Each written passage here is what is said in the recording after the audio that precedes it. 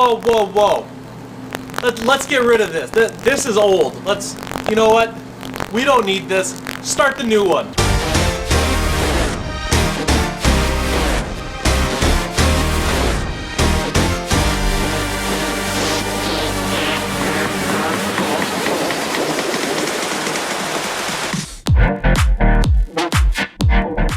Hey guys, as you saw, we have a new intro on there, and the reasoning behind that is the Bad Influence Racing channel is going to be going through a change.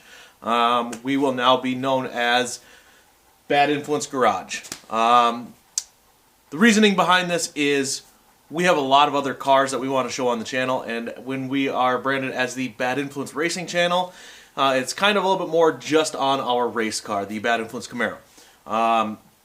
We have a lot of really fun stuff that we want to be able to show off, including, like, we have a car that's right above me here that's going to be going on our chassis dyno that we'd love to be able to show you guys and teach you some stuff on there, show some of the tuning things and everything like that on there. We also have some engine stuff there that we want to show, like we did on our firing order video. And we have a lot of our street cars and, street strip race cars that we'd like to be able to, bring into the channel as well. We do have t-shirts that are on order. The issue we're having right now is because of COVID, some of the shirts that we wanted to have are on back order, so we can't get them. So those will be coming in the next couple of weeks. We do have a way to order online already in the works, so that way you'll be able to go right online, order everything, and get everything sent to you at your house. So as far as this episode, we're going to go ahead and show you guys a bunch of what happens in the Holley Dominator software. We're going to set up some inputs and outputs, explain exactly what some of that is, and how that software can be used in multiple different aspects on there. We're going to go ahead and show you guys one of the new cars to the channel. It's going to be it's a street strip car that is getting some work done. We're going to introduce that. And then we're also going to go see one of the sponsors of the Bad Influence Camaro, Pit Happens. They did a bunch of really cool stuff for us last week, and we were there to capture it all on film. So pretty neat deal there. So let's go ahead and get to the Holley footage and show you guys exactly what is inside that software and laptop. Let's go ahead and start off here. And this is the Holley EFI V5, or version 5. And this has our Bad Influence bass tune in there. What I want to show you guys of what Al has been working on with all of the wiring is so we can set up all of our inputs and outputs and what is going to happen with all of those. So if you go up here, there is I/O right here, and you click on that, it will bring up all of your different inputs that you have there, and then on the left side you can actually click on the outputs and it'll show you the outputs that you have as well. This is where you will actually take and make your input or output on here. So you can go and let's actually create an input right here, and let's call this, we don't actually have this sensor, but it would be a fun one to have, so maybe we'll put it on before Georgia. Let's put in a carb hat PSI, or pressure. And what that'll do is that's going to give us the pressure, or the boost pressure, before the carburetor, because once it goes through the carburetor, the pressure can actually change, so we can see what kind of pressure differential we have from pre-carb to post-carb. So what we need to do is enable this, and you can see it says ground here for the type of sensor. This is not a ground. This will be a 5-volt sensor. I'll explain that here in just a moment. And then you have to configure this. So we need to tell it what type of a sensor we're using. All we've done is said that it is going to be a 5-volt sensor, and then we've named it. So we are using Holley, and you can go right in here, and it's a PSI, so pressure, 100 PSI. So now that we have the sensor created, we know that it's going to be a 5-volt sensor, and we know what the sensor is going to do. Right, so let's go back to here, and Okay, now we have, that is an input. It's going to be our sensor, input, everything there. Now what we need to do is, we need to know where to put this sensor when we're wiring it. Now a 5-volt sensor is going to, most of them have 3 wires. There's going to be a ground that needs to go to a clean ground. There's going to be a 5-volt reference. There's a 5-volt signal that comes back, and that's going to basically tell if it's between 0 or 5 volts, and that's going to be the reading coming back.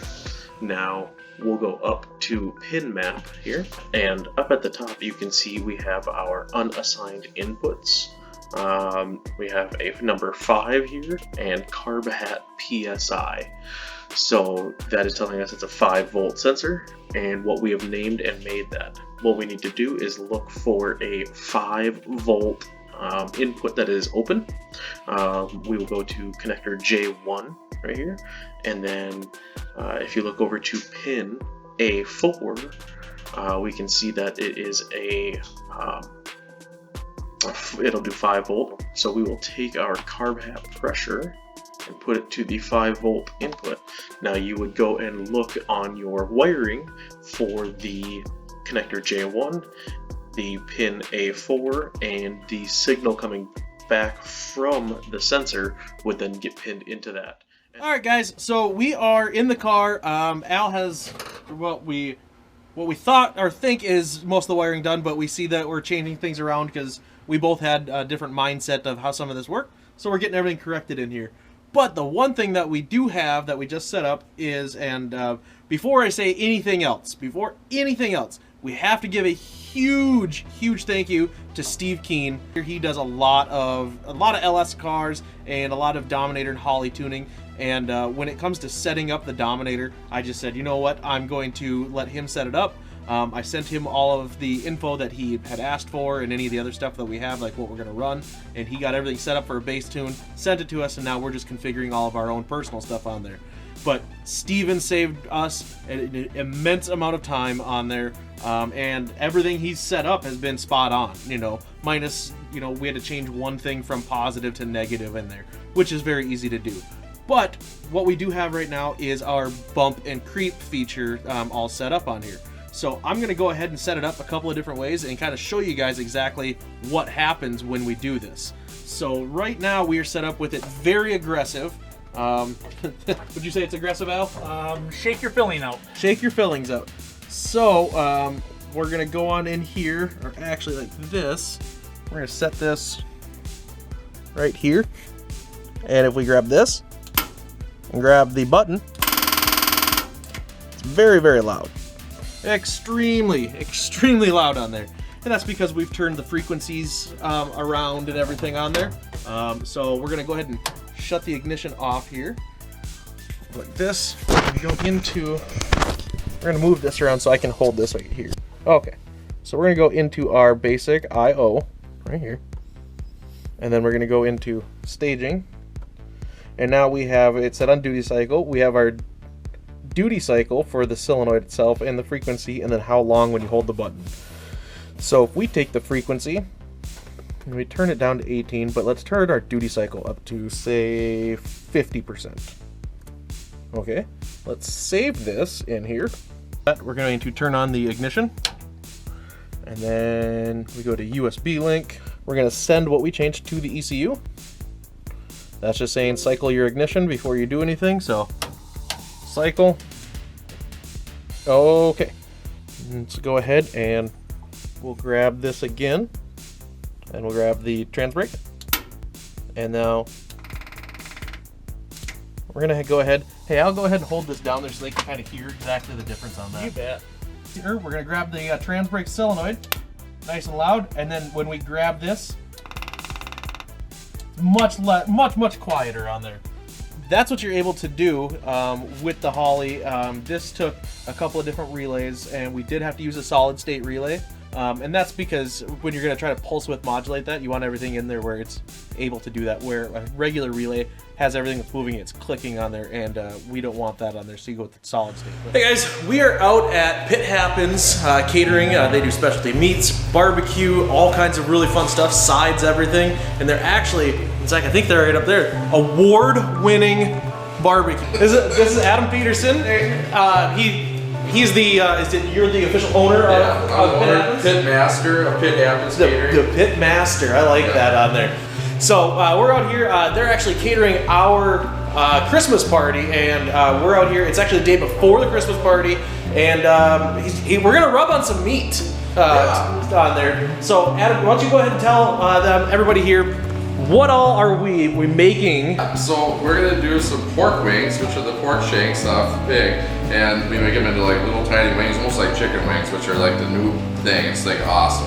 And then we're also doing chicken wings for them too as well. So we're gonna pick some seasonings out that they want to do, and then we're gonna rub all this stuff down and get it ready to go for tomorrow to get on the smoker. Cool. So we're gonna go ahead and get all that kind of set up, and we're going to show you guys what they do. Now, the one thing you guys have seen, Pit Happens is on our race car, the Bad Influence on there. They're our sponsor. It's really awesome. They actually, I think it's in your other garage. Yeah. They have the wing from our car that we rolled in 2019 because they were on the wing there. So let's go ahead and get some spices. For sure.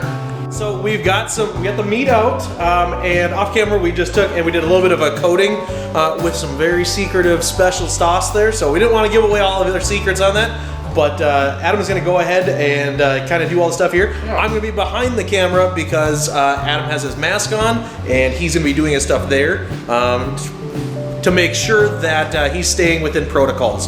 So he's going to speak up a little bit and show you exactly what they're doing. Hey guys.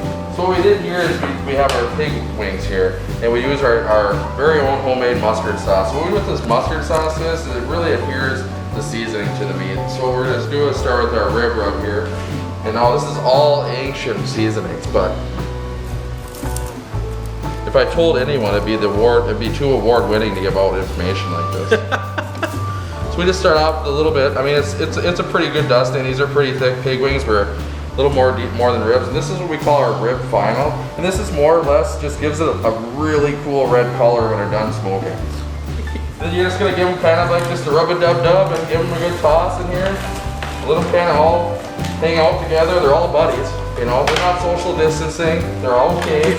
Then what we do is generally let them just kind of sit there and marinate overnight, and then in the morning when we get them out, we'll get them right out of the smoker. And the main thing we want with that is keep them in the refrigerator until we get them on the smoker, because as colder they are, the more smokes they'll adhere to them.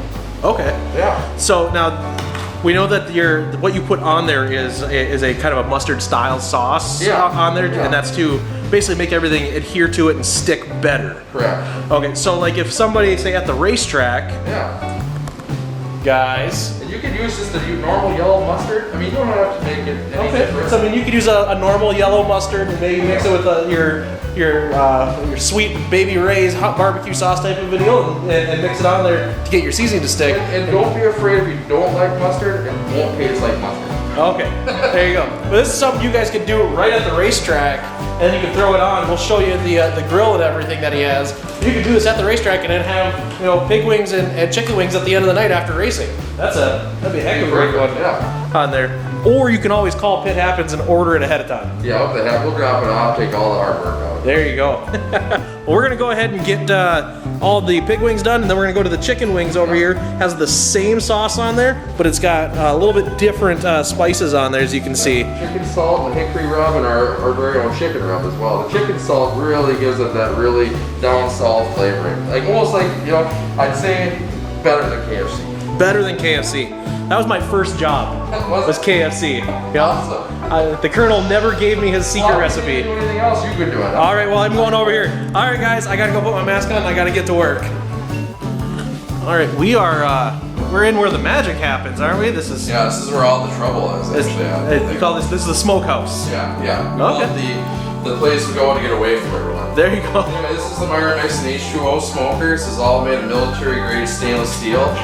It's actually got a water pan in it here, so what it does is it keeps everything from burning up or steaming up. It gives you a nice moisture value content, and that way you don't get any of that dried out. This still does use wood, charcoal, everything like that for obviously flavoring.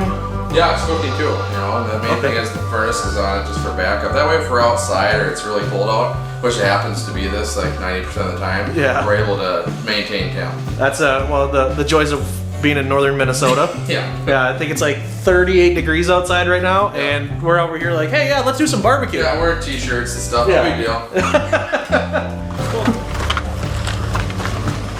Okay, well, we're here. It's a weird one there. I was in the middle of games. We're here. Pit Happens just showed up.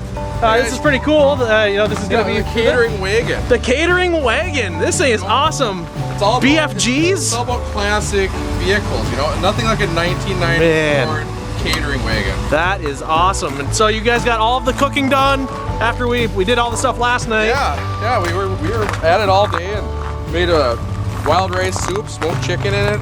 Made our own smoked brisket chili, and then we have our wings and our pig wings like we made last night. Awesome. Guys, Pit Happens knocked this out. This is amazing. So take a look if you need anything in the Bear Lakes area or even in central Minnesota, anything like that. Their catering is the best. And I mean, look at what they did. You got to see it like that. You can do it at the track even. So give them a like on Facebook. They already took off. They came in, dropped the stuff off, set everything up, left. Awesome for catering stuff, everything like that. I mean, you can't ask for better stuff than that. I need to get back to the Christmas party though, so check them out and thank you. All right, guys. So we are actually in our restoration shop at Paradigm right now because we want to show you one of the new cars to the channel. It's actually Al's car, so we're gonna have him show you a couple of the things that's happening in here. Al, what do we got here, and what are we working with? Okay, well, this is my 1994 Camaro Z28. It's got the LT1 motor in it, which has been modified, of course. But what we wanted to do is make it look a little bit better. So we're putting a different paint job on it. The paint job, or the paint, is actually from a 2004 Chevy SS truck, blue. I can't even remember the actual name of it, but it's very vibrant. I like it. We did put a body kit on this, just for the looks. So it looks like it's like a C6 Z06 style front bumper. That's correct. Awesome. On there. And then what all have you done to the car so far? So far, we've modified the engine, transmission on the engine. All we've done is basically headers, intake, modified that. Went from a twin 41 to twin 52 throttle bodies on there and ported out the intake to match that. And we put nitrous on it. Built 4L60 in there, using all Sonics parts. Very stout transmission now. This car still has the original ECU and the old chip burn and everything like that for the LT1. And we're going to swap everything over to a Holley EFI. We're going to use a Terminator X Max for that 4L60 that's in there. And we're going to put individual coils on here. We're going to have a different crank sensor, cam sensor, all of that on there to run everything. So Al had a question for all of our viewers out there. So here's his question there. Okay, so the car is blue, and I'm looking for a name for the car. So let's do like a little name the car. Name the car. The person who we pick the name for will get a swag kit from us. There you go. And give me some suggestions.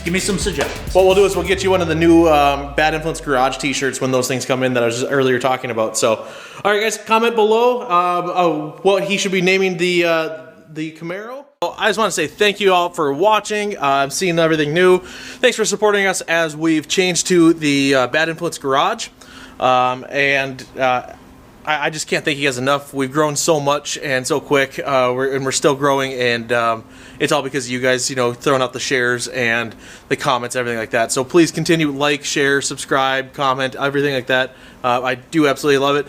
The car behind me is almost ready to fire off. We have a couple of small things that we still need to get. It is Sunday, so I can't get until Monday, so we're actually going to go ahead and fire this off later this week, and then we're going to put out a special video for that on there. Try to get it up on the chip and such. So until next time, guys, be safe out there.